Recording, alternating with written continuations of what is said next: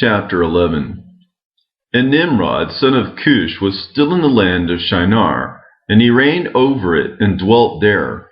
And he built cities in the land of Shinar. And these are the names of the 4 cities which he built. And he called their names after the occurrences that happened to them in the building of the tower. And he called the first Babel, saying, because the Lord there confused the language of the whole earth. And the name of the second he called Erech, because from there God dispersed them. And the third he called Eched, saying, there was a great battle at that place. And the fourth he called Calneh, because his princes and mighty men were consumed there. And they vexed the Lord. They rebelled and transgressed against him. And when Nimrod had built these cities in the land of Shinar, he placed in them the remainder of his people, his princes and his mighty men that were left in his kingdom. And Nimrod dwelt in Babel, and he there renewed his reign over the rest of his subjects. And he reigned securely, and the subjects and princes of Nimrod called his name Amraphel, saying that at the tower his princes and men fell through his means. And notwithstanding this, Nimrod did not return to the Lord, and he continued in wickedness, and teaching wickedness to the sons of men. And Mardon, his son, was worse than his father, and continued to add to the abominations of his father. And he caused the sons of men to sin. Therefore it is said, from the wicked goeth forth wickedness. At that time there was war between the families of the children of Ham, as they were dwelling in the cities which they had built. And Chedorlaomer, king of Elam, went away from the families of the children of Ham, and he fought with them, and he subdued them. And he went to the 5 cities of the plain, and he fought against them, and he subdued them, and they were under his control. And they served him 12 years, and they gave him a yearly tax. And at that time died Nahor, son of Serug, in the 49th year of the life of Abram, son of Terah. And in the 50th year of the life of Abram, son of Terah, Abram came forth from the house of Noah, and went to his father's house. And Abram knew the Lord, and he went in his ways and instructions, and the Lord his God was with him. And Terah his father was in those days still captain of the host of King Nimrod, and he still followed strange gods. And Abram came to his father's house, and saw 12 gods standing there in their temples. And the anger of Abram was kindled when he saw these images in his father's house. And Abram said, as the Lord liveth, these images shall not remain in my father's house. So shall the Lord who created me do unto me, if in 3 days' time I do not break them all. And Abram went forth from them, and his anger burned within him. And Abram hastened and went from the chamber to his father's outer court. And he found his father sitting in the court, and all his servants with him. And Abram came and sat before him.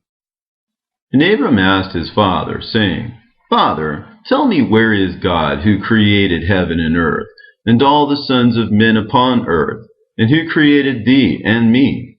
And Terah answered his son Abram and said, Behold, those who created us are all with us in the house. And Abram said to his father, My Lord, show them to me, I pray thee. And Terah brought Abram into the chamber of the inner court. And Abram saw, and behold, the whole room was full of gods of wood and stone, 12 great images, and others less than they without number. And Terah said to his son, Behold, these are they which made all thou seest upon earth, and which created me and thee and all mankind. And Terah bowed down to his gods, and he then went away from them, and Abram his son went away with him. And when Abram had gone from them, he went to his mother and sat before her. And he said to his mother, Behold, my father has shown me those who made heaven and earth, and all the sons of men. Now, therefore, hasten and fetch a kid from the flock, and make of it savory meat, that I may bring it to my father's gods as an offering for them to eat. Perhaps I may thereby become acceptable to them. And his mother did so, and she fetched a kid, and made savory meat thereof, and brought it to Abram. And Abram took the savory meat from his mother, and brought it before his father's gods. And he drew nigh to them, that they might eat. And Terah his father did not know of it. And Abram saw on the day when he was sitting amongst them, that they had no voice, no hearing, no motion, and not one of them could stretch forth his hand to eat. And Abram mocked them, and said, Surely the savory meat that I prepared has not pleased them, or perhaps it was too little for them, and for that reason they would not eat. Therefore tomorrow I will prepare fresh savory meat, better and more plentiful than this, in order that I may see the result. And it was on the next day that Abram directed his mother concerning the savory meat. And his mother rose and fetched 3 fine kids from the flock, and she made of them some excellent savory meat, such as her son was fond of. And she gave it to her son Abram, and Terah his father did not know of it. And Abram took the savory meat from his mother, and brought it before his father's gods into the chamber, and he came nigh unto them, that they might eat, and he placed it before them. And Abram sat before them all day, thinking perhaps they might eat. And Abram viewed them, and behold, they had neither voice nor hearing, nor did one of them stretch forth his hand to the meat to eat. And in the evening of that day, in that house, Abram was clothed with the Spirit of God. And he called out and said, Woe unto my father and this wicked generation, whose hearts are all inclined to vanity, who serve these idols of wood and stone, which can neither eat, smell, hear, nor speak, who have mouths without speech, eyes without sight, ears without hearing, hands without feeling, and legs which cannot move. Like them are those that made them, and that trust in them. And when Abram saw all these things, his anger was kindled against his father. And he hastened, and took a hatchet in his hand, and came unto the chamber of the gods. And he broke all his father's gods. And when he had done breaking the images, he placed the hatchet in the hand of the great God which was there before them. And he went out. And Terah his father came home, for he had heard at the door the sound of the striking of the hatchet. So Terah came into the house to know what this was about. And Terah, having heard the noise of the hatchet in the room of images, ran to the room to the images, and he met Abram going out. And Terah entered the room, and found all the idols fallen down and broken, and the hatchet in the hand of the largest, which was not broken, and the savory meat which Abram his son had made was still before them. And when Terah saw this, his anger was greatly kindled, and he hastened and went from the room to Abram. And he found Abram his son still sitting in the house, and he said to him, What is this work thou hast done to my gods? And Abram answered Terah his father, and he said, Not so, my lord, for I brought savory meat before them, and when I came nigh to them with the meat that they might eat, they all at once stretched forth their hands to eat before the great one had put forth his hand to eat. And the large one saw their works that they did before him, and his anger was violently kindled against them. And he went and took the hatchet that was in the house, and came to them, and broke them all. And behold, the hatchet is yet in his hand, as thou seest. And Terah's anger was kindled against his son Abram when he spoke this. And Terah said to Abram his son in anger, What is this tale that thou hast told? Thou speakest lies to me. Is there in these gods spirit, soul, or power to do all that thou hast told me? Are they not yet wood and stone? And have I not myself made them? And canst thou speak such lies, saying the large God that was with them smote them? It is thou that didst place the hatchet in his hands, and then sayest he smote them all. And Abram answered his father, and said to him, And how canst thou serve these idols, in whom there is no power to do anything? Can those idols in which thou trustest deliver thee? Can they hear thy prayers when thou callest upon them? Can they deliver thee from the hands of thy enemies? Or will they fight in thy battles for thee against thy enemies, that thou shouldest serve wood and stone, which can neither speak nor hear? Now surely it is not good for thee, nor for the sons of men that are connected with thee, to do these things. Are you so silly, so foolish, or so short of understanding that you will serve wood and stone and do after this manner, and forget the Lord God who made heaven and earth, and who created you in the earth, and thereby bring a great evil upon your souls in this matter by serving stone and wood? Did not our fathers in the days of old sin in this matter, and the Lord God of the universe brought the waters of the flood upon them and destroyed the whole earth? And how can you continue to do this and serve gods of wood and stone, who cannot hear or speak or deliver you from oppression, thereby bringing down the anger of the God of the universe upon you? Now therefore, my father, refrain from this, and bring not evil upon thy soul and the souls of thy household. And Abram hastened and sprang from before his father, and took the hatchet from his father's largest idol, with which Abram broke it and ran away. And Terah, seeing all that Abram had done, hastened to go from his house. And he went to the king, and he came before Nimrod and stood before him. And he bowed down to the king. And the king said, What dost thou want? And he said, I beseech thee, my lord, to hear me. Now 50 years back a child was born to me, and thus has he done to my gods, and thus has he spoken. And now therefore, my lord and king, send for him, that he may come before thee, and judge him according to the law, that we may be delivered from his evil. And the king sent 3 men of his servants, and they went and brought Abram before the king. And Nimrod and all his princes and servants were that day sitting before him, and Terah sat also before them. And the king said to Abram, What is this that thou hast done to thy father and to his gods? And Abram answered the king in the words that he spoke to his father. And he said, The large God that was with them in the house did to them what thou hast heard. And the king said to Abram, Had they power to speak and eat and do as thou hast said? And Abram answered the king, saying, And if there be no power in them, why dost thou serve them, and cause the sons of men to err through thy follies? Dost thou imagine that they can deliver thee, or do anything small or great, that thou shouldest serve them? And why wilt thou not sense the God of the whole universe, who created thee, and in whose power it is to kill and keep alive? O foolish, simple, and ignorant king, woe unto thee forever! I thought thou wouldest teach thy servants the upright way, but thou hast not done this, but hast filled the whole earth with thy sins, and the sins of thy people who have followed thy ways. Dost thou not know, or hast thou not heard, that this evil which thou doest, our ancestors sinned therein in days of old, and the eternal God brought the waters of the flood upon them, and destroyed them all, and also destroyed the whole earth on their account? And wilt thou and thy people rise up now and do like unto this work, in order to bring down the anger of the Lord God of the universe, and to bring evil upon thee and the whole earth?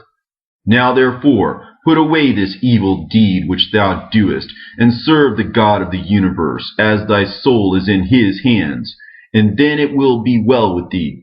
And if thy wicked heart will not hearken to my words, to cause thee to forsake thy evil ways, and to serve the eternal God, then wilt thou die in shame in the latter days, thou, thy people, and all who are connected with thee, hearing thy words or walking in thy evil ways. And when Abram had ceased speaking before the king and princes, Abram lifted up his eyes to the heavens, and he said, The Lord seeth all the wicked, and he will judge them. Chapter 12. And when the king heard the words of Abram, he ordered him to be put into prison. And Abram was 10 days in prison. And at the end of those days the king ordered that all the kings, princes, and governors of different provinces and the sages should come before him. And they sat before him. And Abram was still in the house of confinement. And the king said to the princes and sages, Have you heard what Abram the son of Terah has done to his father? Thus has he done to him. And I ordered him to be brought before me. And thus has he spoken. His heart did not misgive him, neither did he stir in my presence. And behold, now he is confined in prison. and therefore decide what judgment is due to this man who reviled your king, who spoke and did all the things that you heard. And they all answered the king, saying, The man who revileth the king should be hanged upon a tree. But having done all the things that he said, and having despised our gods, he must therefore be burned to death, for this is the law in this matter. If it pleaseth the king to do this, let him order his servants to kindle a fire both night and day in thy brick furnace, and then we will cast this man into it. And the king did so. And he commanded his servants that they should prepare a fire for 3 days and 3 nights in the king's furnace, that is, in Kasdim. And the king ordered them to take Abram from prison and bring him out to be burned. And all the king's servants, princes, lords, governors, and judges, and all the inhabitants of the land, about 900,000 men, stood opposite the furnace to see Abram. And all the women and little ones crowded upon roofs and towers to see what was doing with Abram. And they all stood together at a distance, and there was not a man left that did not come on that day to behold the scene. And when Abram was come, the conjurers of the king and the sages saw Abram, and they cried out to the king, saying, O sovereign Lord, surely this is the man whom we know to have been the child at whose birth the great star swallowed the 4 stars, which we declared to the king now 50 years since. And behold, now his father has also transgressed thy commands, and mocked thee by bringing thee another child, which thou didst kill. And when the king heard their words, he was exceedingly wroth, and he ordered Terah to be brought before him. And the king said, Hast thou heard what the conjurers have spoken? Now tell me truly, how didst thou? And if thou shalt speak truth, thou shalt be acquitted. And seeing that the king's anger was so much kindled, Terah said to the king, My lord and king, thou hast heard the truth, and what the sages have spoken is right. And the king said, How couldst thou do this thing, to transgress my orders, and to give me a child that thou didst not beget, and to take value for him? And Terah answered the king, Because my tender feelings were excited for my son at that time, and I took a son of my handmaid, and I brought him to the king. And the king said, Who advised thee to do this? Tell me, do not hide aught from me, and then thou shalt not die. And Terah was greatly terrified in the king's presence, and he said to the king, It was Haran, my eldest son, who advised me to do this. And Haran was in those days that Abram was born 32 years old. But Haran did not advise his father to anything, for Terah said this to the king in order to deliver his soul from the king, for he feared greatly. And the king said to Terah, Haran, thy son, who advised thee to do this, shall die through fire with Abram, for the sentence of death is upon him for having rebelled against the king's desire in doing this thing. And Haran at that time felt inclined to follow the ways of Abram, but he kept it within himself. And Haran said in his heart, Behold, now the king has seized Abram on account of these things which Abram did. And it shall come to pass that if Abram prevail over the king, I will follow him. But if the king prevail, I will go after the king. And when Terah had spoken this to the king concerning Haran his son, the king ordered Haran to be seized with Abram. And they brought them both, Abram and Haran his brother, to cast them into the fire. And all the inhabitants of the land, and the king's servants and princes, and all the women and little ones were there, standing that day over them. And the king's servants took Abram and his brother, and they stripped them of all their clothes, excepting their lower garments, which were upon them. And they bound their hands and feet with linen cords, and the servants of the king lifted them up, and cast them both into the furnace. And the Lord loved Abram, and he had compassion over him. And the Lord came down and delivered Abram from the fire, and he was not burned. But all the cords with which they bound him were burned, while Abram remained and walked about in the fire. And Haran died when they had cast him into the fire, and he was burned to ashes, for his heart was not perfect with the Lord. And those men who cast him into the fire, the flame of the fire spread over them, and they were burned. and 12 men of them died. And Abram walked in the midst of the fire 3 days and 3 nights, and all the servants of the king saw him walking in the fire. And they came and told the king, saying, Behold, we have seen Abram walking about in the midst of the fire, and even the lower garments which are upon him are not burned, but the cords with which he was bound is burned. And when the king heard their words, his heart fainted, and he would not believe them. So he sent other faithful princes to see this matter. And they went and saw it, and told it to the king. And the king rose to go and see it. And he saw Abram walking to and fro in the midst of the fire. And he saw Haran's body burned. And the king wondered greatly. And the king ordered Abram to be taken out from the fire. And his servants approached to take him out. And they could not, for the fire was round about, and the flame ascending toward them from the furnace. And the king's servants fled from it. And the king rebuked them, saying, Make haste and bring Abram out of the fire, that you shall not die.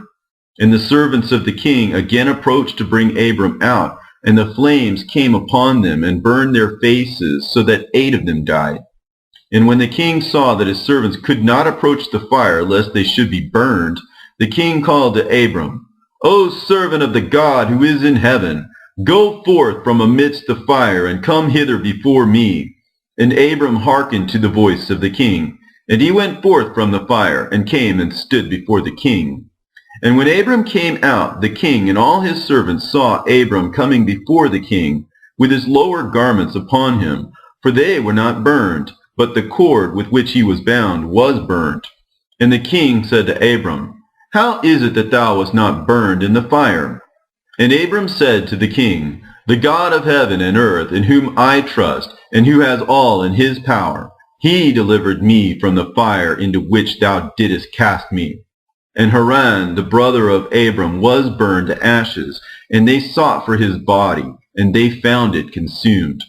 And Haran was 82 years old when he died in the fire of Kasdim. And the king, princes, and inhabitants of the land, seeing that Abram was delivered from the fire, they came and bowed down to Abram. And Abram said to them, Do not bow down to me, but bow down to the God of the world who made you, and serve him, and go in his ways, for it is he who delivered me from out of this fire, and it is he who created the souls and spirits of all men, and formed man in his mother's womb, and brought him forth into the world, and it is he who will deliver those who trust in him from all pain. And this thing seemed very wonderful in the eyes of the king and princes, that Abram was saved from the fire, and that Haran was burned. And the king gave Abram many presents, and he gave him his 2 head servants from the king's house. The name of the one was Oni, and the name of the other was Eleazar. And all the kings, princes, and servants gave Abram many gifts of silver and gold and pearl.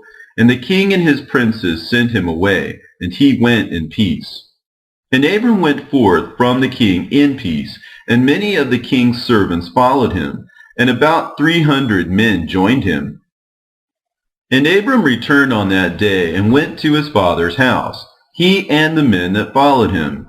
And Abram served the Lord his God all the days of his life, and walked in his ways, and followed his law. And from that day forward Abram inclined the hearts of the sons of men to serve the Lord.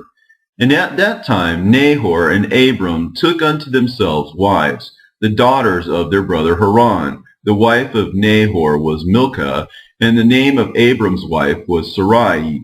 And Sarai, wife of Abram, was barren. She had no offspring in those days.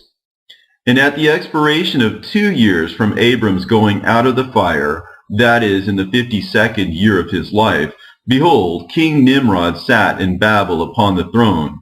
And the king fell asleep, and dreamed that he was standing with his troops and hosts in a valley opposite the king's furnace. And he lifted up his eyes, and saw a man in the likeness of Abram coming forth from the furnace, and that he came and stood before the king with his drawn sword, and then sprang to the king with the sword. When the king fled from the man, for he was afraid, and while he was running, the man threw an egg upon the king's head, and the egg became a great river. And the king dreamed that all his troops sank in that river and died. And the king took flight with 3 men who were before him, and he escaped. And the king looked at these men, and they were clothed in princely dresses as the garments of kings, and had the appearance and majesty of kings. And while they were running, the river again turned to an egg before the king. And there came forth from the egg a young bird, which came before the king, and flew at his head, and plucked out the king's eye. And the king was grieved at the sight, and he awoke out of his sleep, and his spirit was agitated, and he felt a great terror. And in the morning the king rose from his couch in fear, and he ordered all the wise men and magicians to come before him, when the king related his dream to them. And a wise servant of the king, whose name was Anuki, answered the king, saying, This is nothing else but the evil of Abram and his seed, which will spring up against my lord and king in the latter days. And behold, the day will come when Abram and his seed and the children of his household will war with my king, and they will smite all the king's hosts and his troops. And as to what thou hast said, according to the 3 men which thou didst see like unto thyself, and which did escape, this means that only thou wilt escape with 3 kings from the kings of the earth who will be with thee in battle. And that which thou sawest of the river which turned to an egg as at first, and the young bird plucking out thine eye, this means nothing else but the seed of Abraham which will slay the king in latter days. This is my king's dream. This is its interpretation, and the dream is true, and the interpretation which thy servant has given thee is right. Now therefore, my king, surely thou knowest that it is now 52 years since thy sages saw this at the birth of Abram. And if my king will suffer Abram to live in the earth, it will be to the injury of my lord and king. For all the days that Abram liveth, neither thou nor thy kingdom will be established. For this was known formerly at his birth. And why will not my king slay him, that his evil may be kept from thee in latter days?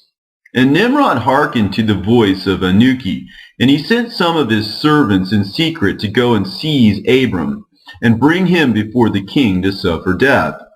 And Eliezer, Abram's servant, whom the king had given him, was at that time in the presence of the king. And he heard what Anuki had advised the king, and what the king had said to cause Abram's death. And Eliezer said to Abram, Hasten, rise up, and save thy soul, that thou mayest not die through the hands of the king. For thus did he see in a dream concerning thee, and thus did Anuki interpret it, and thus also did Anuki advise the king concerning thee. And Abram hearkened to the voice of Eliezer, and Abram hastened and ran for safety to the house of Noah and his son Shem. And he concealed himself there, and found a place of safety. And the king's servants came to Abram's house to seek him, but they could not find him. And they searched throughout the country, and he was not to be found. And they went and searched in every direction, and he was not to be met with. And when the king's servants could not find Abram, they returned to the king. But the king's anger against Abram was stilled, as they did not find him, and the king drove from his mind the matter concerning Abram. And Abram was concealed in Noah's house for 1 month, until the king had forgotten this matter. But Abram was still afraid of the king, and Terah came to see Abram his son secretly in the house of Noah. And Terah was very great in the eyes of the king. And Abram said to his father, Dost thou not know that the king thinketh to slay me, and to annihilate my name from the earth by the advice of his wicked counselors? Now whom hast thou here, and what hast thou in this land? Arise, let us go together to the land of Canaan, that we may be delivered from his hand, lest thou perish also through him in the latter days. Dost thou not know, or hast thou not heard, that it is not through love that Nimrod giveth thee all this honor, but it is only for his benefit that he bestoweth all this good upon thee? And if he do unto thee greater good than this, surely these are only vanities of the world. For wealth and riches cannot avail in the day of wrath and anger. Now therefore, hearken to my voice, and let us arise and go to the land of Canaan. out of the reach of injury from Nimrod, and serve thou the Lord who created thee in the earth, and it will be well with thee, and cast away all the vain things which thou pursuest. And Abram ceased to speak, when Noah and his son Shem answered Terah, saying, True is the word which Abram hath said unto thee. And Terah hearkened to the voice of his son Abram, and Terah did all that Abram said, for this was from the Lord, that the king should not cause Abram's death. Chapter 13. And Terah took his son Abram and his grandson Lot, the son of Haran, and Sarai his daughter-in-law, the wife of his son Abram, and all the souls of his household, and went with them from Ur-Kasdim to go to the land of Canaan. And when they came as far as the land of Haran, they remained there, for it was exceedingly good land for pasture, and of sufficient extent for those who accompanied them.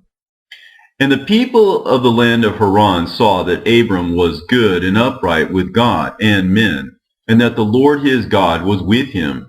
And some of the people of the land of Haran came and joined Abram, and he taught them the instruction of the Lord and his ways.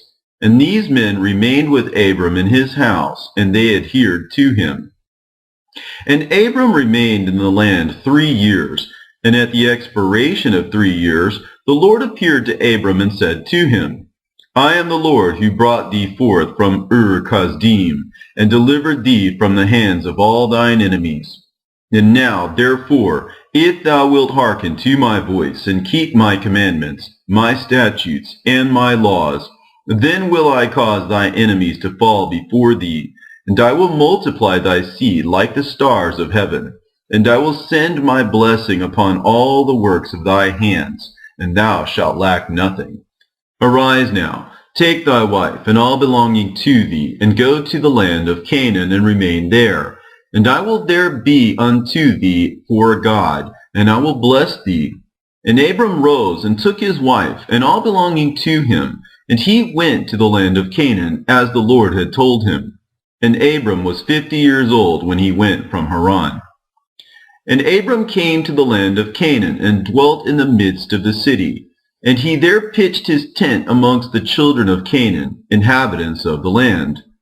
And the Lord appeared to Abram when he came to the land of Canaan, and said to him, This is the land which I gave unto thee, and to thy seed after thee forever. And I will make thy seed like the stars of heaven, and I will give unto thy seed for an inheritance all the lands which thou seest. And Abram built an altar in the place where God had spoken to him. And Abram there called upon the name of the Lord. At that time, at the end of 3 years of Abram's dwelling in the land of Canaan, in that year Noah died, which was the 58th year of the life of Abram. And all the days that Noah lived were 950 years, and he died. And Abram dwelt in the land of Canaan, he, his wife, and all belonging to him, and all those that accompanied him, together with those that joined him from the people of the land. But Nahor, Abram's brother, and Terah his father, and Lot the son of Haran, and all belonging to them dwelt in Haran. In the 5th year of Abram's dwelling in the land of Canaan, the people of Sodom and Gomorrah and all the cities of the plain revolted from the power of Chedorlaomer, king of Elam. For all the kings of the cities of the plain had served Chedorlaomer for 12 years, and given him a yearly tax. But in those days, in the 13th year, they rebelled against him. And in the 10th year of Abram's dwelling in the land of Canaan, there was war between Nimrod, king of Shinar, and Chedorlaomer, king of Elam. And Nimrod came to fight with Chedorlaomer and to subdue him. For Chedorlaomer was at that time one of the princes of the hosts of Nimrod. And when all the people at the tower were dispersed, and those that remained were also scattered upon the face of the earth, Chedorlaomer went to the land of Elam and reigned over it, and rebelled against his Lord. And in those days, when Nimrod saw that the cities of the plain had rebelled, he came with pride and anger to war with Chedorlaomer. And Nimrod assembled all his princes and subjects, about 700,000 men, and went against Chedorlaomer. And Chedorlaomer went out to meet him with 5,000 men, and they prepared for battle in the valley of Babel, which is between Elam and Shinar. And all those kings fought there, and Nimrod and his people were smitten before the people of Chedorlaomer. And there fell from Nimrod's men about 600,000, and Mardon, the king's son, fell amongst them.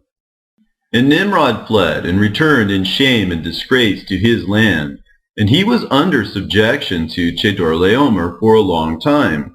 And Chedorlaomer returned to his land and sent princes of his hosts to the kings that dwelt around him, to Arioch, king of Elasar, and to Tidal, king of Goyim, and made a covenant with them, and they were all obedient to his commands. And it was in the 15th year of Abram's dwelling in the land of Canaan, which is the 70th year of the life of Abram, and the Lord appeared to Abram in that year, and he said to him, I am the Lord who brought thee out from Ur-Kasdim to give thee this land for an inheritance. Now therefore walk before me, and be perfect, and keep my commands. For to thee and to thy seed I will give this land for an inheritance, from the river Mitzrayim unto the great river Euphrates. And thou shalt come to thy fathers in peace, and in good age, and the 4th generation shall return here in this land, and shall inherit it forever. And Abram built an altar, and he called upon the name of the Lord, who appeared to him. And he brought up sacrifices upon the altar to the Lord. At that time Abram returned and went to Haran to see his father and mother, and his father's household. And Abram and his wife and all belonging to him returned to Haran, and Abram dwelt in Haran 5 years. And many of the people of Haran, about 72 men, followed Abram. And Abram taught them the instruction of the Lord and his ways, and he taught them to know the Lord. In those days the Lord appeared to Abram in Haran, and he said to him, Behold, I spoke unto these 20 years back, saying, Go forth from thy land, from thy birthplace, and from thy father's house, to the land which I have shown thee, to give it to thee and to thy children. For there in that land will I bless thee, and make thee a great nation, and make thy name great, and in thee shall the families of the earth be blessed. Now therefore, arise, go forth from this place, thou, thy wife, and all belonging to thee, also every one born in thy house, and all the souls thou hast made in Haran, and bring them out with thee from here, and rise and return to the land of Canaan. And Abram arose, and took his wife Sarai, and all belonging to him, and all that were born to him in his house, and the souls which they had made in Haran, and they came out to go to the land of Canaan. And Abram went and returned to the land of Canaan, according to the word of the Lord. And Lot, the son of his brother Haran, went with him. And Abram was 75 years old when he went forth from Haran to return to the land of Canaan. And he came to the land of Canaan according to the word of the Lord to Abram.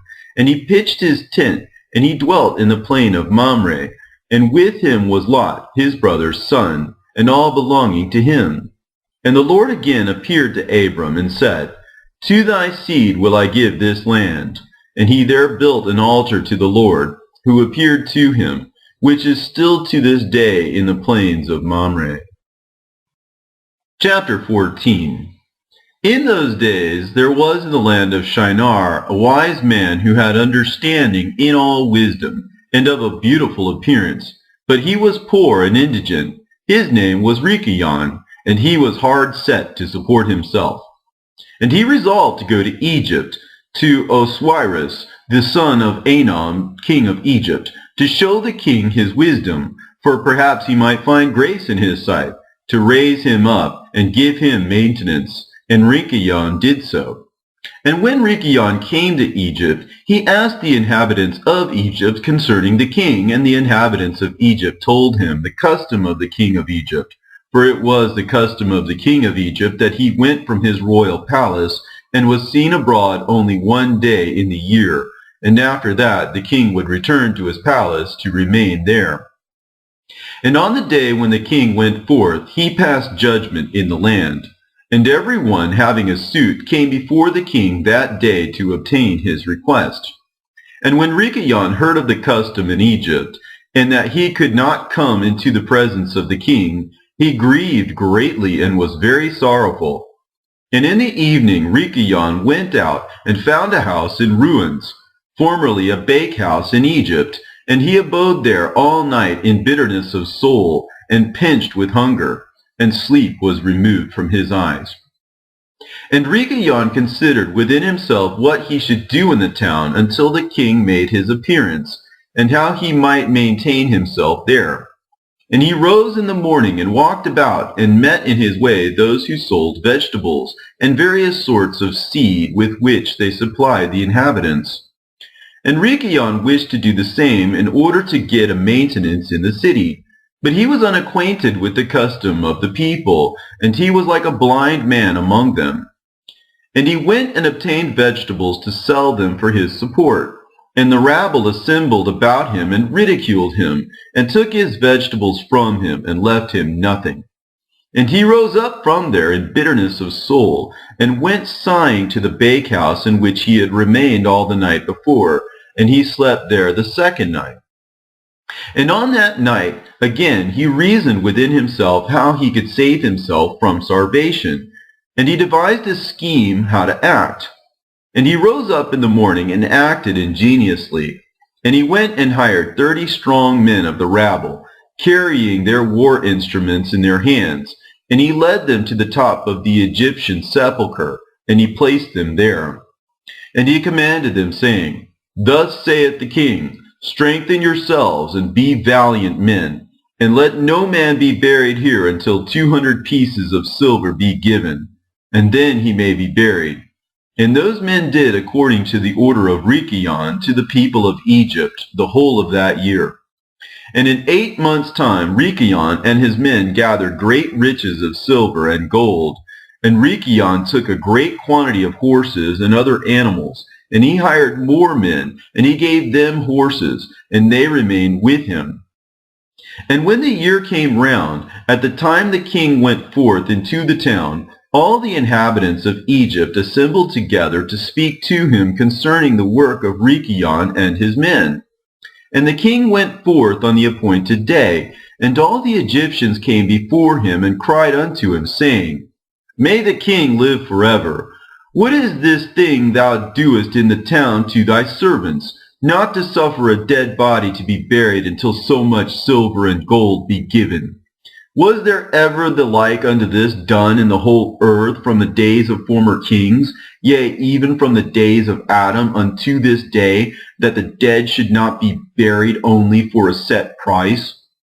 We know it to be the custom of kings to take a yearly tax from the living, but thou dost not only do this, but from the dead also thou exactest a tax day by day. Now, O king, we can no more bear this, for the whole city is ruined on this account, and dost thou not know it? And when the king heard all they had spoken, he was very wroth, and his anger burned within him at this affair, for he had known nothing of it. And the king said, Who and where is he that dares to do this wicked thing in my land without my command? Surely you will tell me. And they told him all the works of Rikayon and his men. And the king's anger was aroused, and he ordered Rikayon and his men to be brought before him. And Rikayon took about 1,000 children, sons and daughters, and clothed them in silk and embroidery, and he set them upon horses, and sent them to the king by means of his men. And he also took a great quantity of silver and gold and precious stones, and a strong and beautiful horse as a present for the king, with which he came before the king and bowed down to the earth before him. And the king, his servants, and all the inhabitants of Egypt wondered at the work of Rikayon. And they saw his riches and the present that he had brought to the king. And it greatly pleased the king, and he wondered at it. And when Rikayon sat before him, the king asked him concerning all his works. And Rikayon spoke all his words wisely before the king, his servants, and all the inhabitants of Egypt. And when the king heard the words of Rikayon and his wisdom, Rikayon found grace in his sight, and he met with grace and kindness from all the servants of the king, and from all the inhabitants of Egypt, on account of his wisdom and excellent speeches. And from that time they loved him exceedingly. And the king answered and said to Rikayon, Thy name shall no more be called Rikayon, but Pharaoh shall be thy name, since thou didst exact a tax from the dead. And he called his name Pharaoh. And the king and his subjects loved Rikayon for his wisdom, and they consulted with all the inhabitants of Egypt to make him prefect under the king. And all the inhabitants of Egypt and its wise men did so, and it was made a law in Egypt. And they made Rikayon Pharaoh prefect under Osiris, king of Egypt. And Rikayon Pharaoh governed over Egypt, daily administering justice to the whole city. But Osiris the king would judge the people of the land one day in the year, when he went out to make his appearance. And Rikayon Pharaoh cunningly usurped the government of Egypt, and he exacted a tax from all the inhabitants of Egypt. And all the inhabitants of Egypt greatly loved Rikayon Pharaoh, and they made a decree to call every king that should reign over them and their seed in Egypt Pharaoh. Therefore all the kings that reigned in Egypt from that time forward were called Pharaoh unto this day. Chapter 15. And in that year there was a heavy famine throughout the land of Canaan, and the inhabitants of the land could not remain on account of the famine, for it was very grievous. And Abram and all belonging to him rose and went down to Egypt on account of the famine. And when they were at the brook Mitzrayim, they remained there some time to rest from the fatigue of the road. And Abram and Sarai were walking at the border of the brook Mitzrayim. And Abram beheld his wife Sarai, that she was very beautiful. And Abram said to his wife Sarai, Since God has created thee with such a beautiful countenance, I am afraid of the Egyptians, lest they should slay me and take thee away. For the fear of God is not in these places. Surely then thou shalt do this. Say thou art my sister to all that may ask thee, in order that it may be well with me, and that we may live and not be put to death. And Abram commanded the same to all those that came with him to Egypt on account of the famine. Also his nephew Lot he commanded, saying, If the Egyptians ask thee concerning Sarai, say she is the sister of Abram. And yet with all these orders Abram did not put confidence in them, but he took Sarai and placed her in a chest and concealed it amongst the vessels.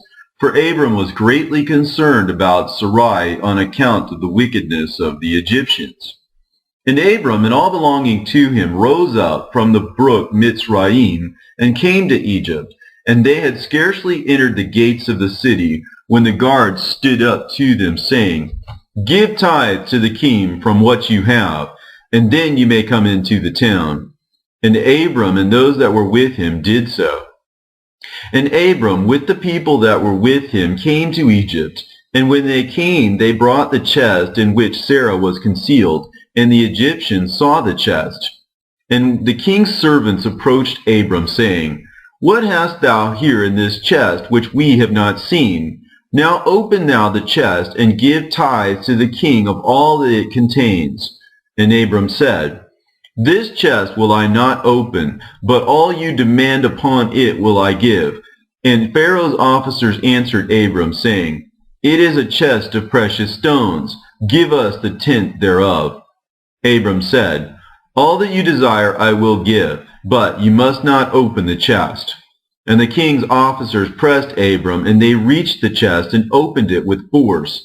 And they saw, and behold, a beautiful woman was in the chest. And when the officers of the king beheld Sarai, they were struck with admiration at her beauty. And all the princes and servants of Pharaoh assembled to see Sarai, for she was very beautiful. And the king's officers ran and told Pharaoh all that they had seen, and they praised Sarai to the king. And Pharaoh ordered her to be brought, and the woman came before the king. And Pharaoh beheld Sarai, and she pleased him exceedingly, and he was struck with her beauty. And the king rejoiced greatly on her account, and made presents to those who brought him the tidings concerning her. And the woman was then brought to Pharaoh's house, and Abram grieved on account of his wife, and he prayed to the Lord to deliver her from the hands of Pharaoh. And Sarai also prayed at that time and said, O Lord God, thou didst tell my lord Abram to go from his land and from his father's house to the land of Canaan, and thou didst promise to do well with him if he would perform thy commands.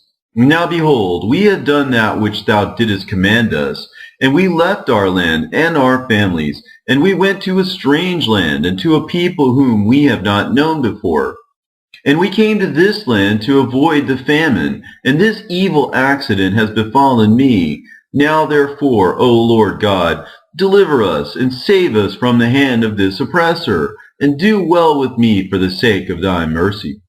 And the Lord hearkened to the voice of Sarai, and the Lord sent an angel to deliver Sarai from the power of Pharaoh. And the king came and sat before Sarai, and behold, an angel of the Lord was standing over them. And he appeared to Sarai and said to her, Do not fear, for the Lord has heard thy prayer. And the king approached Sarai and said to her, What is that man to thee who brought thee hither? And she said, He is my brother. And the king said, It is incumbent upon us to make him great, to elevate him, and to do unto him all the good which thou shalt command us. And at that time the king sent to Abram silver and gold and precious stones in abundance, together with cattle, men-servants, and maidservants. And the king ordered Abram to be brought, and he sat in the court of the king's house. And the king greatly exalted Abram on that night. And the king approached to speak to Sarai, and he reached out his hand to touch her, when the angel smote him heavily, and he was terrified, and he refrained from reaching to her. And when the king came near to Sarai, the angel smote him to the ground, and acted thus to him the whole night, and the king was terrified. And the angel on that night smote heavily all the servants of the king, and his whole household on account of Sarai. And there was a great lamentation that night amongst the people of Pharaoh's house. And Pharaoh, seeing the evil that befell him, said, Surely on account of this woman has this thing happened to me.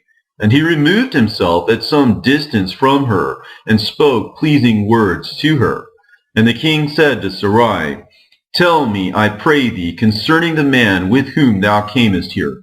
And Sarai said, This man is my husband.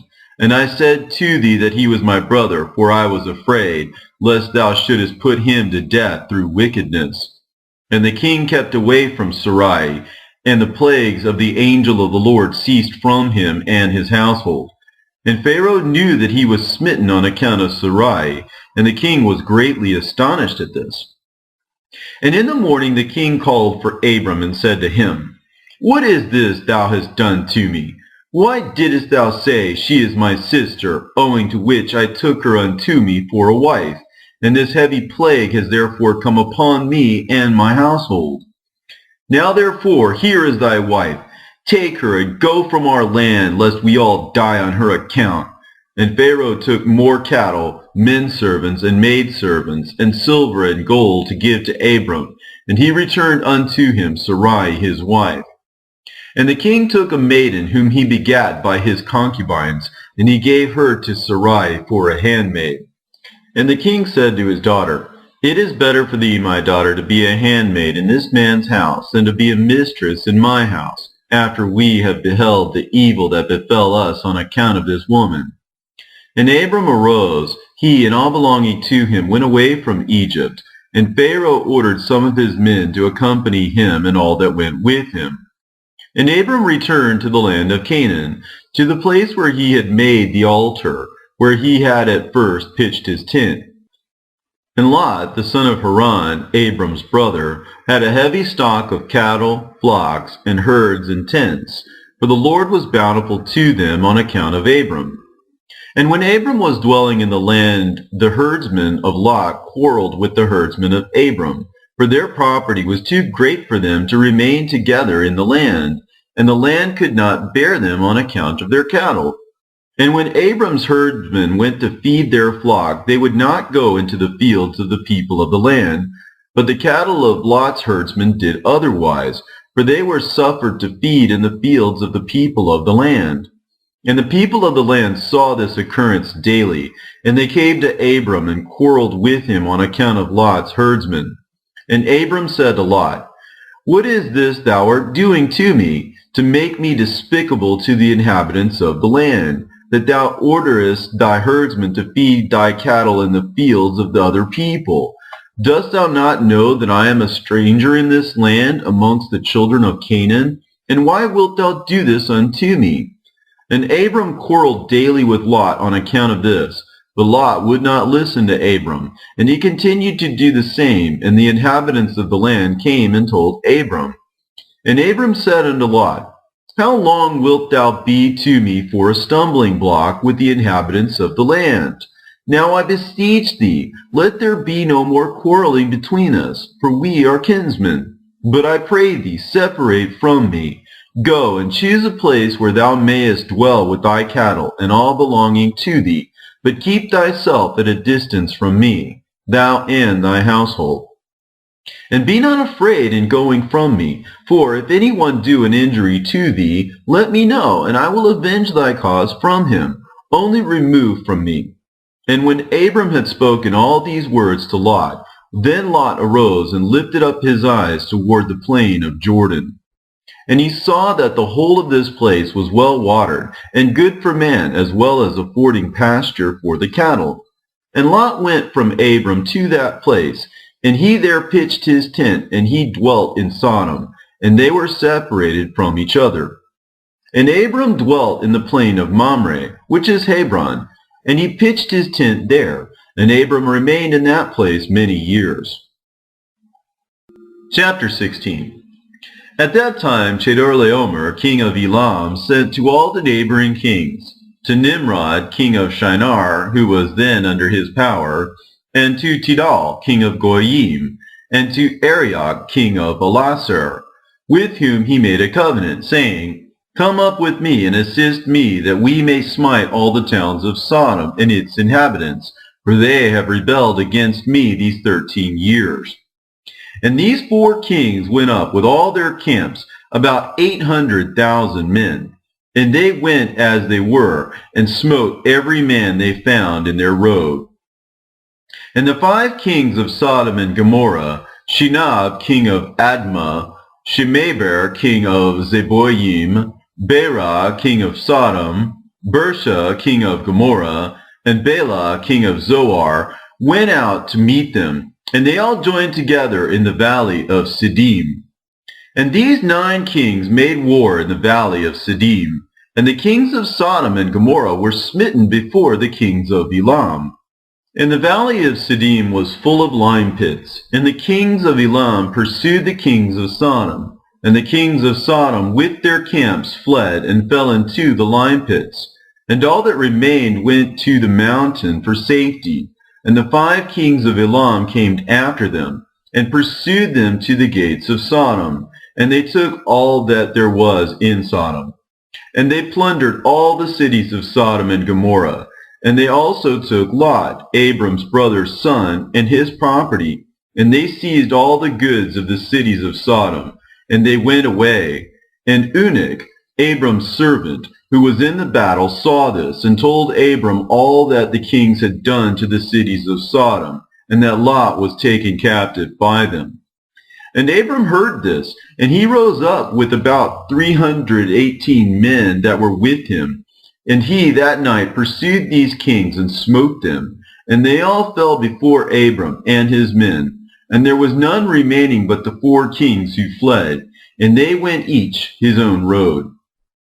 And Abram recovered all the property of Sodom, and he also recovered Lot and his property, his wives and little ones, and all belonging to him, so that Lot lacked nothing. And when he returned from smiting these kings, he and his men passed the valley of Siddim, where the kings had made war together. And Bera, king of Sodom, and the rest of his men that were with him went out from the lime pits into which they had fallen to meet Abram and his men. And Adonizedek, king of Jerusalem, the same was Shem, went out with his men to meet Abram and his people, with bread and wine, and they remained together in the valley of Melech.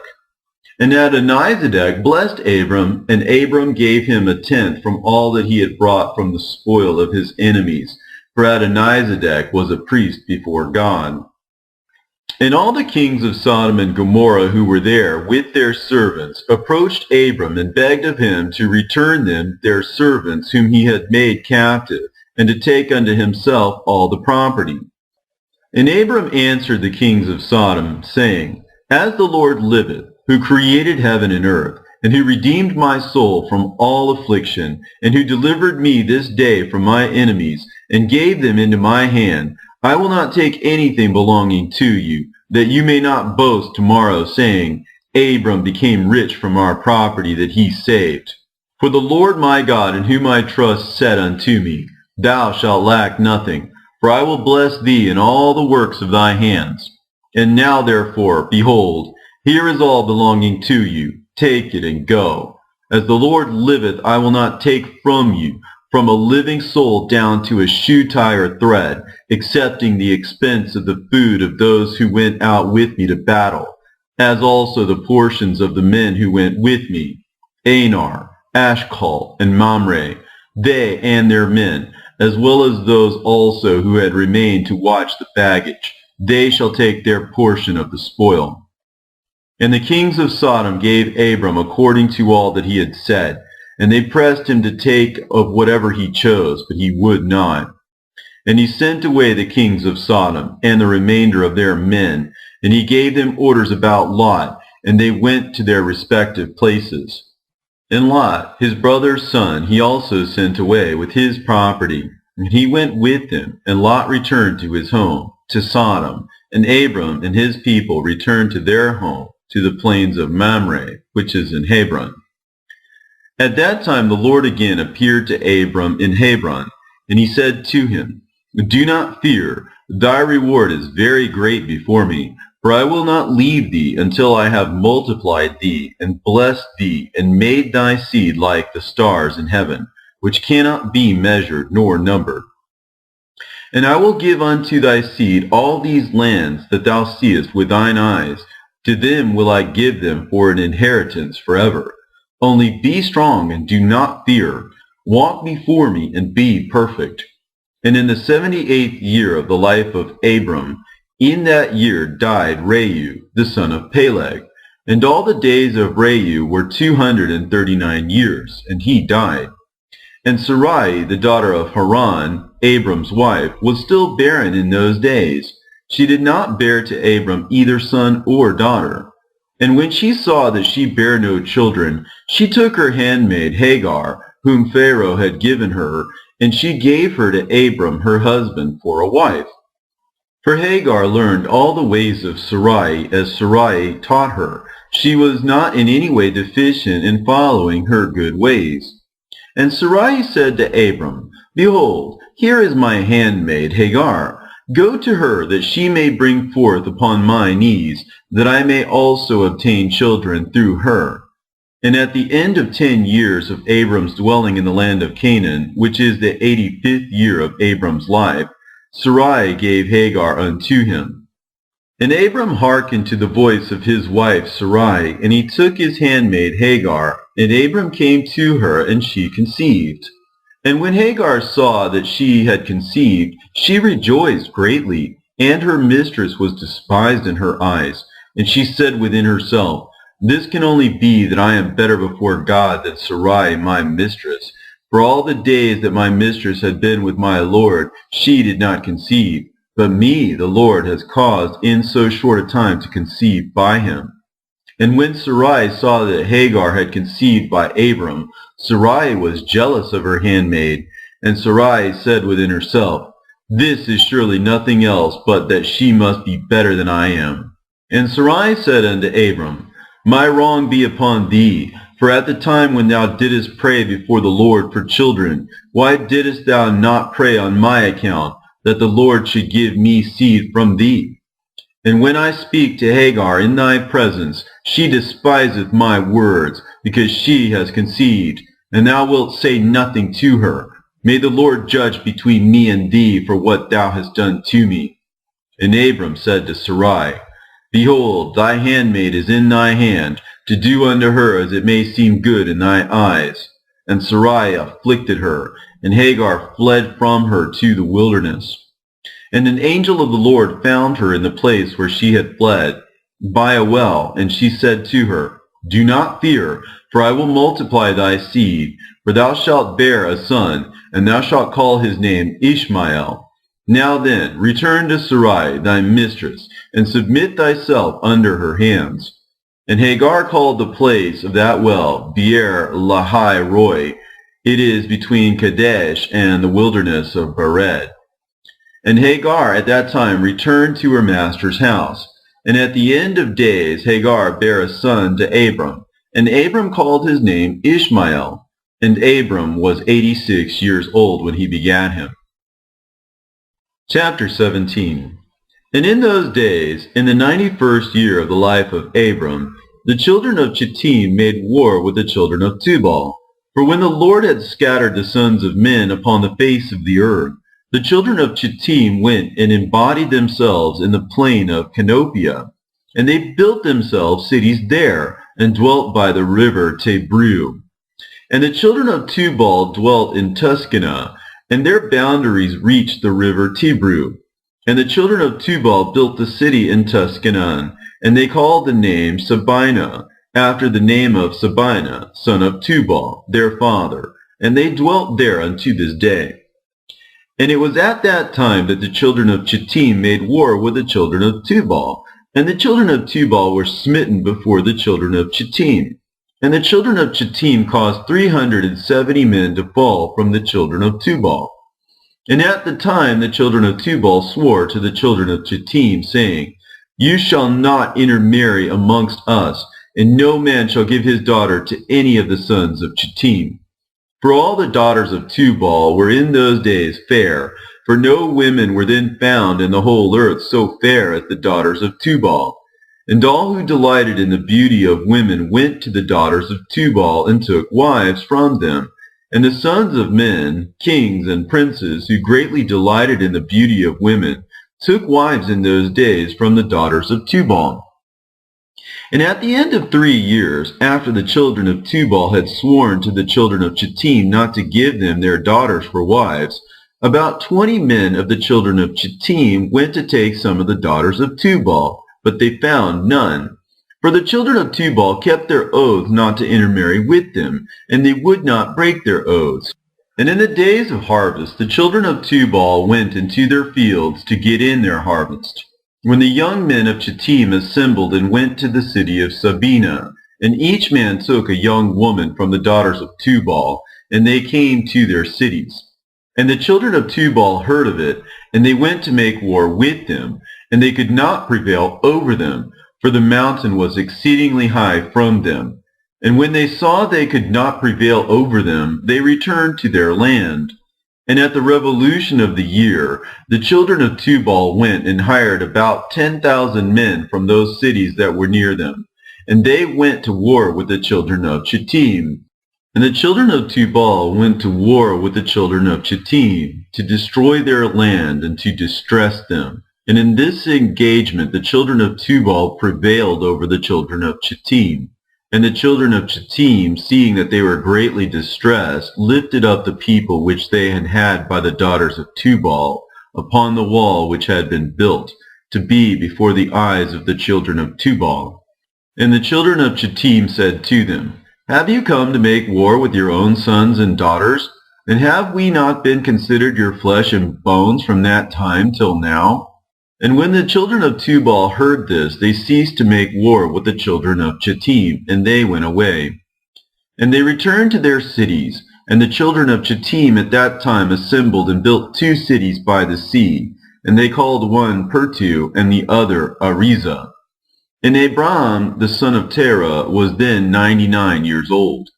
At that time the Lord appeared to him, and he said to him, I will make my covenant between me and thee, and I will greatly multiply thy seed. And this is the covenant which I make between me and thee, that every male child be circumcised, thou and thy seed after thee. At 8 days old shall it be circumcised, and this covenant shall be in your flesh for an everlasting covenant. And now therefore thy name shall no more be called Abram, but Abraham, and thy wife shall no more be called Sarai, but Sarah. For I will bless you both, and I will multiply your seed after you, that you shall become a great nation, and kings shall come forth from you. Chapter 18. And Abram rose and did all that God had ordered him. And he took the men of his household, and those bought with his money, and he circumcised them as the Lord had commanded him. And there was not one left whom he did not circumcise. And Abraham and his son Ishmael were circumcised in the flesh of their foreskin. 13 years old was Ishmael when he was circumcised in the flesh of his foreskin. And in the 3rd day Abraham went out of his tent and sat at the door to enjoy the heat of the sun during the pain of his flesh. And the Lord appeared to him in the plain of Mamre, and sent 3 of his ministering angels to visit him. And he was sitting at the door of the tent, and he lifted his eyes and saw, and lo, 3 men were coming from a distance, and he rose up and ran to meet them. And he bowed down to them, and brought them into his house. And he said to them, If now I have found favor in your sight, turn in and eat a morsel of bread. And he pressed them, and they turned in, and he gave them water, and they washed their feet, and he placed them under a tree at the door of the tent. And Abraham ran and took a calf, tender and good, and he hastened to kill it, and gave it to his servant Eliezer to dress. And Abraham came to Sarah in the tent, and he said to her, Make ready quickly 3 measures of fine meal. Knead it and make cakes to cover the pot containing the meat. And she did so.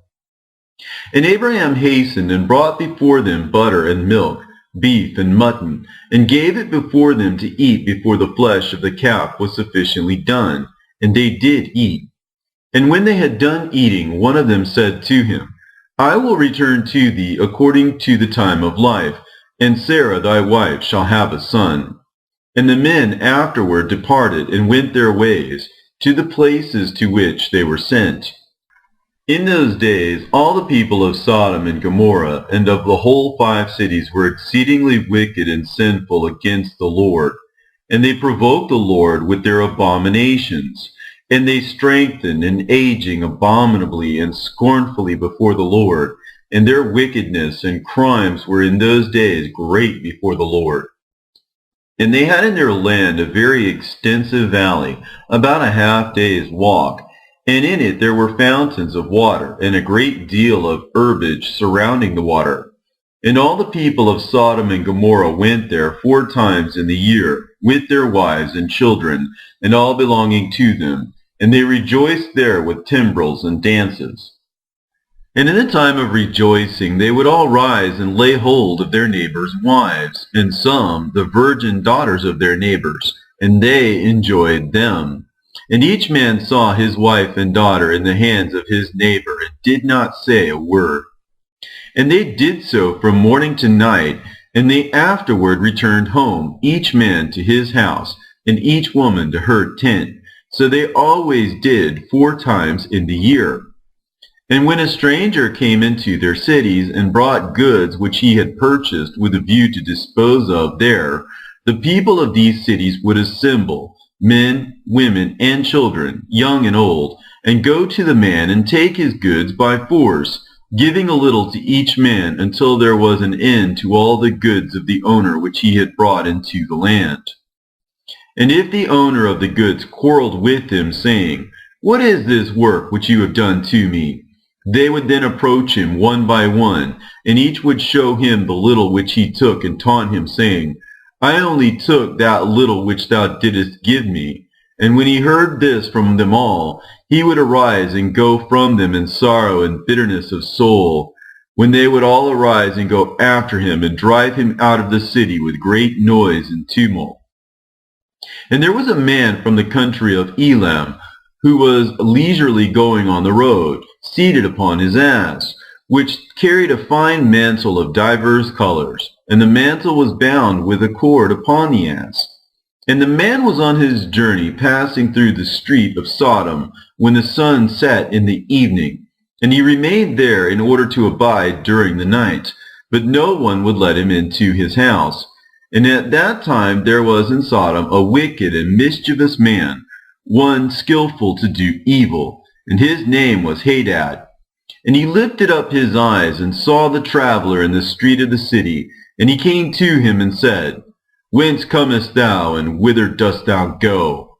And the man said to him, I am traveling from Hebron to Elam, where I belong. And as I passed, the sun set, and no one would suffer me to enter his house, though I had bread and water, and also straw and provender for my ass, and am short of nothing. And Hadad answered and said to him, All that thou shalt want shall be supplied by me, but in the street thou shalt not abide all night. And Hadad brought him to his house, and he took off the mantle from his ass with the cord, and brought them to his house. And he gave the ass straw and provender, whilst the traveler ate and drank in Hadad's house, and he abode there that night. And in the morning the traveler rose up early to continue his journey, when Hadad said to him, Wait, comfort thy heart with a morsel of bread, and then go. And the man did so, and he remained with him, and they both ate and drank together during the day, when the man rose up to go. And Hadad said to him, Behold, now the day is declining. Thou hadst better remain all night, that thy heart may be comforted. And he pressed him so that he tarried there all night. And on the second day he rose up early to go away. When Hadad pressed him, saying, Comfort thy heart with a morsel of bread, and then go. And he remained and ate with him also the second day. And then the man rose up to continue his journey. And Hadad said to him, Behold, now the day is declining. Remain with me to comfort thy heart, and in the morning rise up early and go thy way. And the man would not remain, but rose and saddled his ass. And whilst he was saddling his ass, the wife of Hadad said to her husband, Behold, this man has remained with us for 2 days, eating and drinking, and he has given us nothing. And now shall he go away from us without giving anything? And Hadad said to her, Be silent. And the man saddled his ass to go, and he asked Hadad to give him the cord and mantle to tie it upon the ass. And Hadad said to him, What sayest thou? And he said to him, That thou, my lord, shalt give me the cord and the mantle made with divers colors, which thou didst conceal with thee in thy house, to take care of it. And Hadad answered the man, saying, This is the interpretation of thy dream. The cord which thou didst see means that thy life will be lengthened out like a cord. And having seen the mantle covered with all sorts of colors means that thou shalt have a vineyard in which thou shalt plant trees of all fruits. And the traveler answered, saying, Not so, my lord, for I was awake when I gave thee the cord, and also a mantle woven with different colors, which thou didst take off the ass to put them by for me. And Hadad answered and said, Surely I have told thee the interpretation of thy dream, and it is a good dream, and this is the interpretation thereof. Now the sons of men give me 4 pieces of silver, which is my charge for interpreting dreams, and of thee only I require 3 pieces of silver. And the man was provoked at the words of Hadad, and he cried bitterly, and he brought Hadad to Sirach, judge of Sodom. And the man laid his cause before Sirach the judge, when Hadad replied, saying, It is not so, but thus the matter stands. And the judge said to the traveler, This man Hadad telleth thee truth, for he is famed in the cities for the accurate interpretation of dreams. And the man cried at the word of the judge, and he said, Not so, my lord, for it was in the day that I gave him the cord and mantle which was upon the ass, in order to put them by in his house. And they both disputed before the judge, the one saying, Thus the matter was, and the other declaring otherwise. And Hadad said to the man, Give me 4 pieces of silver that I charge for my interpretations of dreams. I will not make any allowance, and give me the expense of the 4 meals that thou didst eat in my house. And the man said to Hadad, Truly I will pay thee for what I ate in thy house. Only give me the cord and mantle which thou didst conceal in thy house. And Hadad replied before the judge and said to the man, Did I not tell thee the interpretation of thy dream? The cord means that thy days shall be prolonged like a cord, and the mantle that thou wilt have a vineyard in which thou wilt plant all kinds of fruit trees. This is the proper interpretation of thy dream. Now give me the 4 pieces of silver that I require as a compensation, for I will make thee no allowance. And the man cried at the words of Hadad, and they both quarreled before the judge, and the judge gave orders to his servants, who drove them rashly from the house.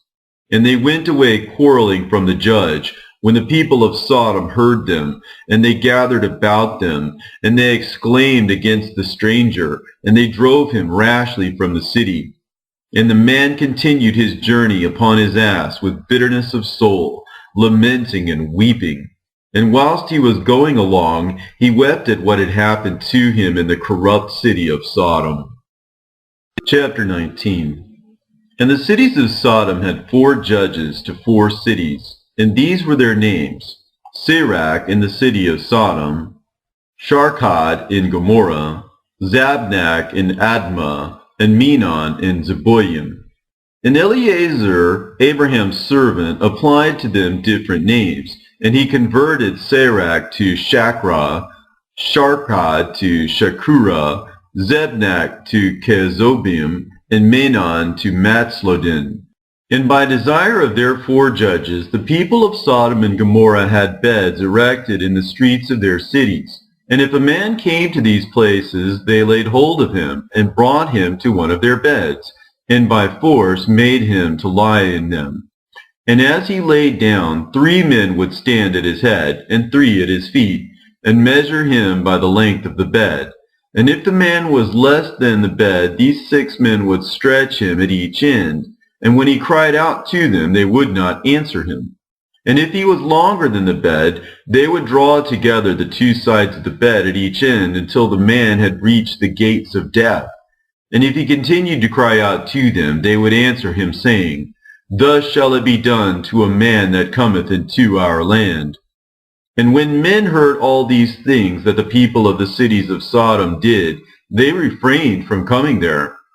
And when a poor man came to their land, they would give him silver and gold, and cause a proclamation in the whole city not to give him a morsel of bread to eat. And if the stranger should remain there some days and die from hunger, not having been able to obtain a morsel of bread, then at his death all the people of the city would come and take their silver and gold which they had given to him. And those that could recognize the silver or gold which they had given him took it back, and at his death they also stripped him of his garments. And they would fight about them, and he that prevailed over his neighbor took them. And they would after that carry him and bury him under some of the shrubs in the desert. So they did all the days to anyone that came to them and died in their land. And in the course of time, Sarah sent Eliezer to Sodom to see Lot and to inquire after his welfare. And Eliezer went to Sodom, and he met a man of Sodom fighting with a stranger. And the man of Sodom stripped the poor man of all his clothes and went away. And this poor man cried to Eliezer, and supplicated his favor on account of what the man of Sodom had done to him. And he said to him, Why dost thou act thus to the poor man who came to thy land? And the man of Sodom answered Eliezer, saying, Is this man thy brother, or have the people of Sodom made thee a judge this day that thou speakest about this man? And Eliezer strove with the man of Sodom on account of the poor man. And when Eliezer approached to recover the poor man's clothes from the man of Sodom, he hastened, and with a stone smote Eliezer in the forehead. And the blood flowed copiously from Eliezer's forehead. And when the man saw the blood, he caught hold of Eliezer, saying, Give me my hire for having rid thee of this bad blood that was in thy forehead. for such is the custom and the law in our land. And Eleazar said to him, Thou hast wounded me, and requirest me to pay thee thy hire. And Eleazar would not hearken to the words of the man of Sodom. And the man laid hold of Eleazar, and brought him to Shachra, the judge of Sodom, for judgment. And the man spoke to the judge, saying, I beseech thee, my lord, thus has this man done. For I smote him with a stone, that the blood flowed from his forehead, and he is unwilling to give me my hire. And the judge said to Eleazar, This man speaketh truth to thee. Give him his hire, for this is the custom in our land. And Eleazar heard the words of the judge, and he lifted up a stone and smote the judge. And the stone stuck on his forehead, and the blood flowed copiously from the forehead of the judge. And Eleazar said, If this then is the custom in your land, give thou unto this man what I should have given him. For this has been thy decision. Thou didst decree it. And Eleazar left the man of Sodom with the judge, and he went away. And when the kings of Elam had made war with the kings of Sodom, the kings of Elam captured all the property of Sodom, and they took Lot captive with his property. And when it was told to Abraham, he went and made war with the kings of Elam, and he recovered from their hands all the property of Lot, as well as the property of Sodom. At that time the wife of Lot bare him a daughter, and he called her name Palti, saying, Because God had delivered him and his whole household from the kings of Elam.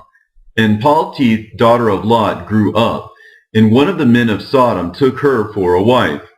And a poor man came into the city to seek a maintenance, and he remained in the city some days. And all the people of Sodom caused a proclamation of their custom, not to give this man a morsel of bread to eat until he dropped dead upon the earth. And they did so. And Palti, the daughter of Lot, saw this man lying in the streets, starved with hunger, and no one would give him anything to keep him alive, and he was just upon the point of death. And her soul was filled with pity on account of the man, and she fed him secretly with bread for many days, and the soul of this man was revived. For when she went forth to fetch water, she would put the bread in the water pitcher. And when she came to the place where the poor man was, she took the bread from the pitcher and gave it him to eat. She did so for many days. And all the people of Sodom and Gomorrah wondered how this man could bear starvation for so many days. And they said to each other, This can only be that he eats and drinks, for no man can bear starvation for so many days or live as this man has without even his countenance changing.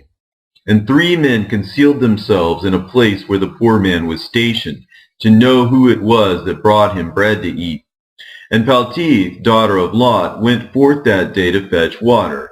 And she put bread into her pitcher of water, and she went to draw water by the poor man's place.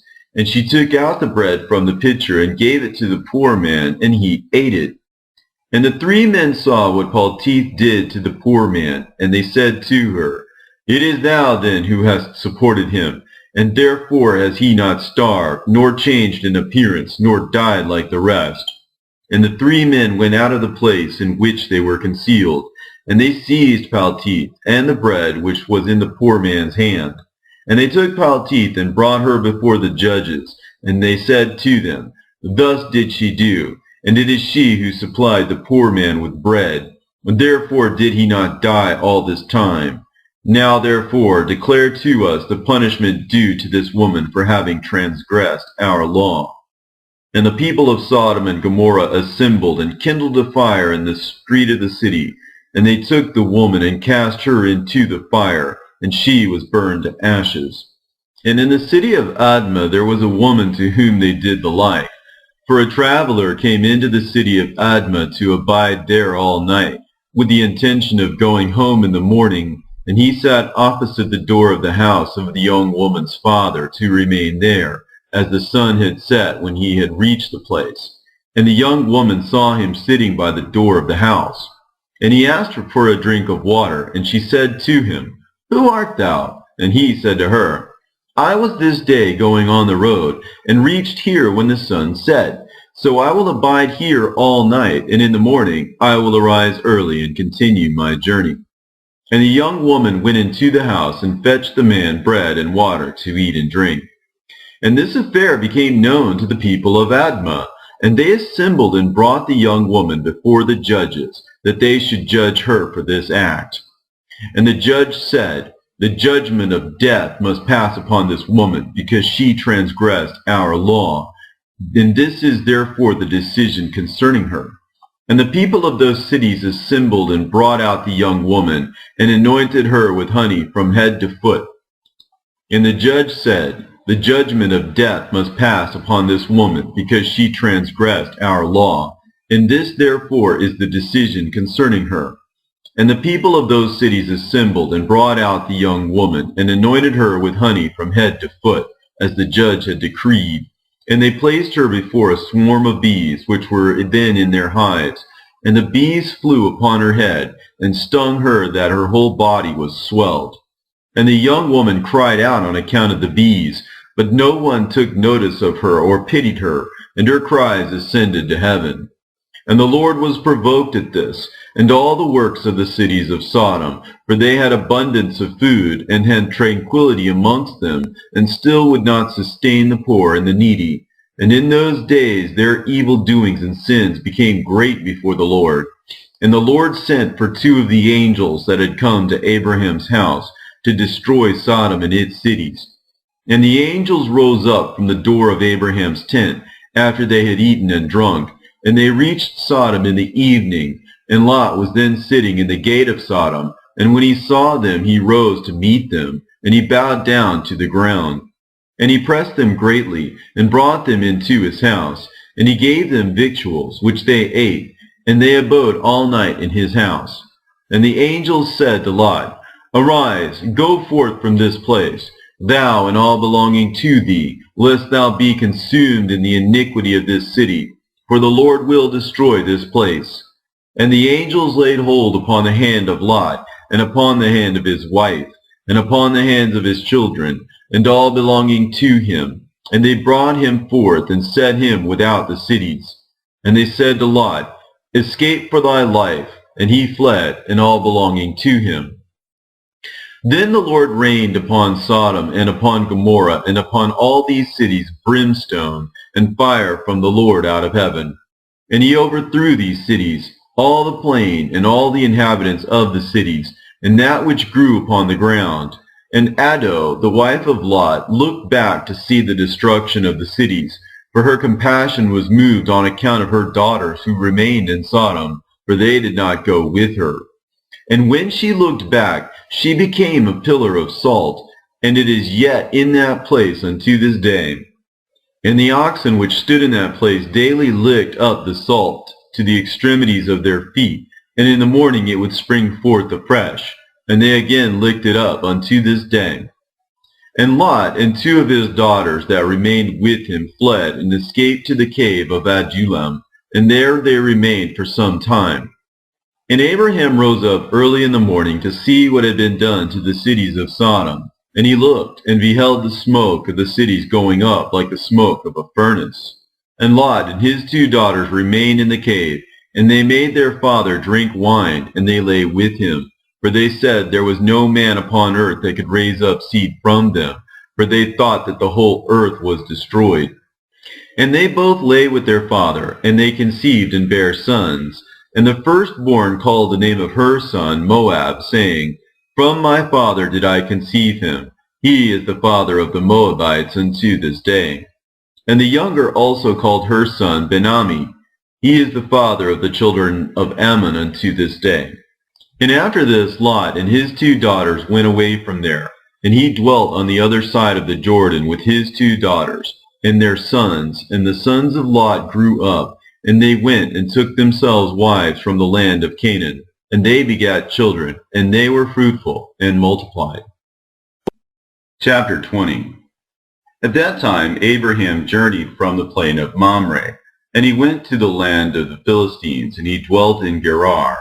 It was in the 25th year of Abraham's being in the land of Canaan, and the 100th year of the life of Abraham, that he came to Gerar in the land of the Philistines. And when they entered the land, he said to Sarah his wife, Say thou art my sister, to any one that shall ask thee, in order that we may escape the evil of the inhabitants of the land. And as Abraham was dwelling in the land of the Philistines, the servants of Abimelech, king of the Philistines, saw that Sarah was exceedingly beautiful. And they asked Abraham concerning her, and he said, She is my sister. And the servants of Abimelech went to Abimelech, saying, A man from the land of Canaan is come to dwell in the land, and he has a sister that is exceeding fair. And Abimelech heard the words of his servants, who praised Sarah to him. And Abimelech sent his officers, and they brought Sarah to the king. And Sarah came to the house of Abimelech, and the king saw that Sarah was beautiful, and she pleased him exceedingly. And he approached her and said to her, What is that man to thee with whom thou didst come to our land? And Sarah answered and said, He is my brother, and we came from the land of Canaan to dwell wherever we could find a place. And Abimelech said to Sarah, Behold, my land is before thee. Place thy brother in any part of this land that pleases thee, and it will be our duty to exalt and elevate him above all the people of the land, since he is thy brother. And Abimelech sent for Abraham, and Abraham came to Abimelech. And Abimelech said to Abraham, Behold, I have given orders that thou shalt be honored as thou desirest on account of thy sister Sarah. And Abraham went forth from the king, and the king's present followed him. As at evening time, before men lie down to rest, the king was sitting upon his throne, and a deep sleep fell upon him. And he lay upon the throne and slept till morning. And he dreamed that an angel of the Lord came to him with a drawn sword in his hand. And the angel stood over Abimelech, and the king was terrified in his dream, and said to the angel, In what have I sinned against thee, that thou comest to slay me with thy sword? And the angel answered and said to Abimelech, Behold, thou diest on account of the woman which thou didst yesternight bring to thy house, for she is a married woman, the wife of Abraham, who came to thy house. Now therefore return that man his wife, for she is his wife. And shouldest thou not return her, know that thou wilt surely die, thou and all belonging to thee. And on that night there was a great outcry in the land of the Philistines, and the inhabitants of the land saw the figure of a man standing with a drawn sword in his hand. And he smote the inhabitants of the land with the sword, yea, he continued to smite them. And the angel of the Lord smote the whole land of the Philistines on that night. And there was a great confusion on that night, and on the following morning. And every womb was closed, and all their issues, and the hand of the Lord was upon them on account of Sarah, wife of Abraham, whom Abimelech had taken. And in the morning Abimelech rose with terror and confusion, and with a great dread. And he sent and had his servants called in, and he related his dream to them, and the people were greatly afraid. And one man standing amongst the servants of the king answered the king, saying, O sovereign king, restore this woman to her husband, for he is her husband. For the like happened to the king of Egypt when this man came to Egypt. And he said concerning his wife, She is my sister, for such is his manner of doing when he cometh to dwell in the land in which he is a stranger. And Pharaoh sent and took this woman for a wife, and the Lord brought upon him grievous plagues until he returned the woman to her husband. Now therefore, O sovereign king, know what happened yesternight to the whole land, for there was a very great consternation, and great pain and lamentation, and we know that it was on account of the woman which thou didst take. Now therefore, restore this woman to her husband, lest it should befall us as it did to Pharaoh king of Egypt and his subjects, and that we may not die. And Abimelech hastened, and called and had Sarah called for. And she came before him, and he had Abraham called for, and he came before him. And Abimelech said to them, What is this work you have been doing in saying you are brother and sister? And I took this woman for a wife. And Abraham said, Because I thought I should suffer death on account of my wife. And Abimelech took flocks and herds, and men servants, and maidservants, and 1,000 pieces of silver, and he gave them to Abraham, and he returned Sarah to him. And Abimelech said to Abraham, Behold, the whole land is before thee, dwell in it wheresoever thou shalt choose. And Abraham and Sarah his wife went forth from the king's presence, with honor and respect, and they dwelt in the land, even in Gerar.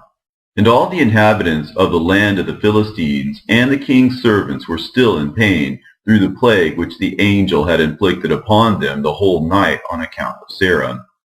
And Abimelech sent for Abraham, saying, Pray now for thy servants to the Lord thy God,